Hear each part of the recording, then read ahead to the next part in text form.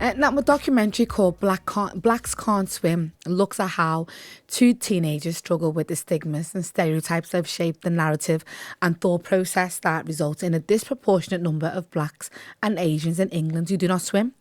Producer of Blacks Can't Swim and co-founder of Black Swimming Association, Ed Accura, spoke to me about his work in changing the way people think about this subject. Now, Ed wrote an article saying that Team GB's swimming team won't be diverse until 2052. And I asked him to explain why he thinks that is.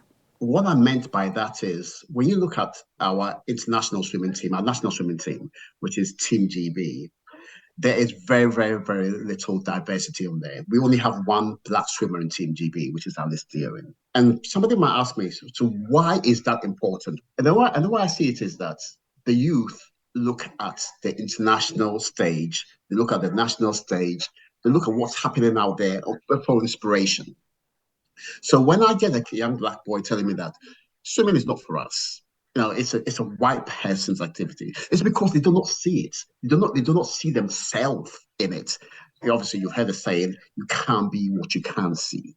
And if you don't see people that look like you, it's very hard for you to think that you can do it as well. To go a little deeper, now I look at my daughter. My daughter's 12 years old, and she does not see role models in that space. So it's very unlikely that she will ever be inspired to be there. But because of what we are all doing, what we're talking about, what you're doing, what I'm doing, what the Black Women Association are doing, what all the organizations that have come together to combat this issue are doing right now, my daughter, when she has children, her children will look at her and her peers as role models. So therefore, it's going to take a generation for all this to change. And that's why I look at 2052 as the time when diversity will be reflected on the population of this country. For lots of people, it is generational, isn't it? Well, I didn't go swimming. I didn't learn how to swim. So I'm going to put that fear in my children as well. Yeah, it is. I think I said the other day, I was in another interview and I said, I was at work. I work as an IT consultant in my day job, and we had a really bad day where customer something went wrong or something like that. Then we managed to fix it. But at the end of the day, my colleague said to me, who is white? He said to me, I'm so happy now. I can't wait to go home. I'm just going to get changed to go to the pool and have a nice chill out swim and relax. And I was like, going swimming as a form of relaxation, to me, I don't even think that way. And it's because swimming was never part of, growing up. It's never been part of, every day. Oh, no, Saturday, what are we doing? Oh, we're going swimming. We're going to do this. Most of people that I know within my community that have started doing swimming is because of the life skill part of it and all that kind of thing. But it's not just the natural thing to just go into. When I go swimming, right, I have to prepare myself for it. I have to get myself mentally prepared for it. Okay, I know because of what I'm doing, because I'm educating, I'm an advocacy for water safety, co-founder of the Black Swimming Association, the film documentary. That's why I'm doing it. I have to do it. But it's not just like, let's go swimming. Because now, and it's going to take time, and it's going to be our children that will hopefully start seeing swimming and water safety in that way. A lot of the things or actions that we do as Black parents, it is intentional because we don't want our children to live the life that we've lived in. Yes. Not like it was bad, but to own spaces, Mm-hmm. I know I watched an interview with Alice Deering when she was talking about the racism of when she would go training, and that puts a lot of people off. I know when I used to go swimming, because my mum encouraged us to do all kinds of sports and swimming was one of them. Mm-hmm. I'm a good swimmer. So I wanted my son to be able to be a good swimmer because I've got friends who aren't swimmers at all. A friend of mine, he's only just learned swimming in his 40s and he's been going to adult swimming lessons. Like you, I started swimming, but I haven't done it for a few months now, but I was going swimming every Tuesday morning when it's not too busy and there's the elderly folk, and I felt so comfortable with them. Mm-hmm. But I know if it was a busy period, I wouldn't feel that comfortable. That's me going by myself. When I go with my son, it's different because it's for him and I want him to meet other children. But also when I've taken him swimming on the weekends. Again, he is the only black child at the sports centre. Yeah. It's not in a black area. It's in a very white area where we go swimming. And you can see the children looking at his skin because it's like, oh my God, he's dark skinned as well. Yeah. And they're so marveled at his Yeah. skin when it's wet. It's Yeah. unbelievable. But Yeah. he's got that confidence in him now where he just doesn't care. He Care. really doesn't Yeah. care. But not every Like black that. child is like that. That will put them off completely. And I think that the role model part of it is so important because you look at football, right? And I was speaking to my little nephew who is 11. So basically, he said to his dad, "Our dad, we're going to start learning how to swim. I don't want to do it. Can you write me a note?" And the dad was like, "Write your note for what?" To say that I can't do it. And I said, "No, you have to learn how to swim. Why don't you want to do it?" He goes, "It's not for us." I said, "Hold on, what do you mean it's not for us?" He goes, but I don't see anybody doing it. And then when I found that, I asked him, I said, "Darren, who are your heroes?" And he mentioned all these footballers. I said, who are your musician heroes? And he mentioned them as well.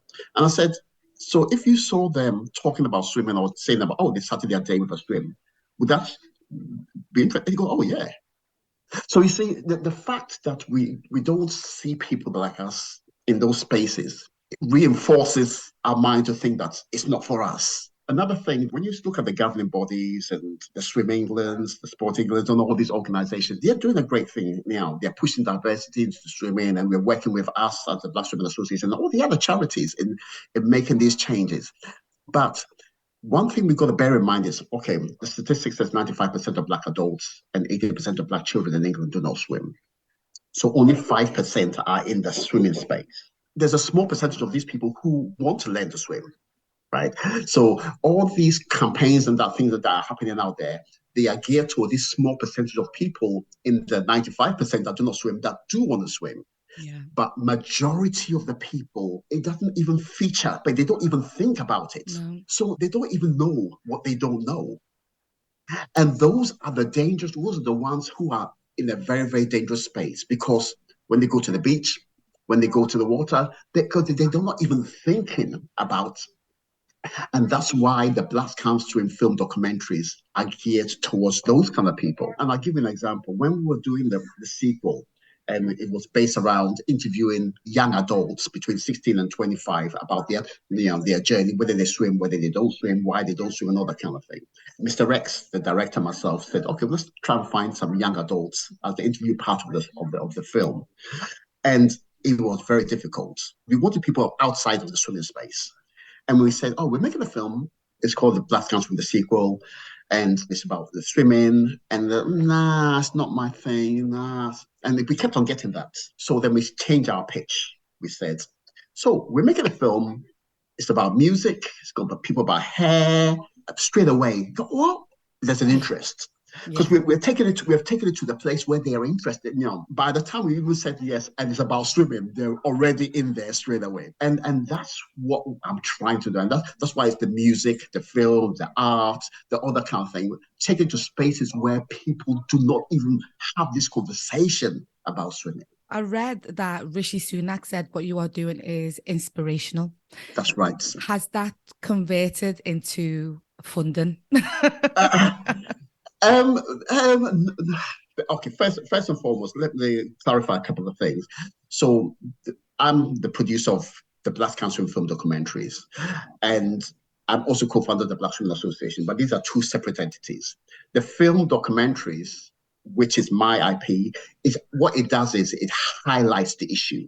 So it makes it easier for us to have these conversations that we're having now. So what the film documentaries have done is created a safe space for us to have these conversations. So basically, the film highlights the issue, and the Black Women Association addresses the issue with our partners, with the governing bodies, with the other charities and such.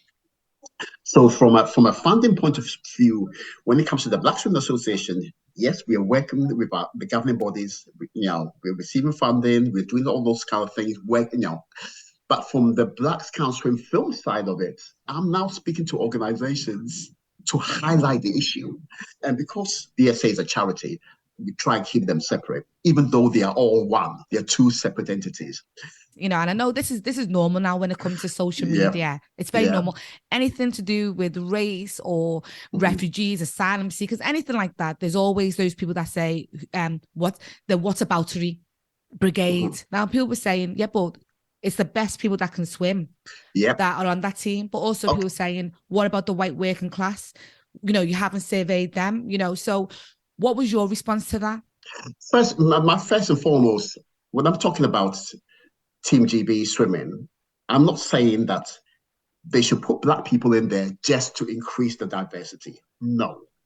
What I'm trying to say is that the issue has to be resolved at a grassroots level. Then hopefully by the time 2052, they will have the ability to compete at that level with excellence.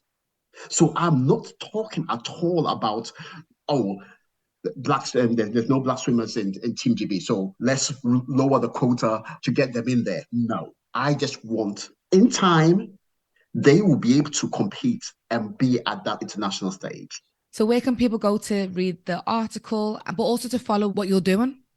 So basically, when do we start? I'm everywhere. Just type it. I am Black Can Swim, Rewind, or Ed Accura. And I'm on social media. I would love people to go onto my Twitter page. It's type in Ed Accura. Instagram, Ed Accura.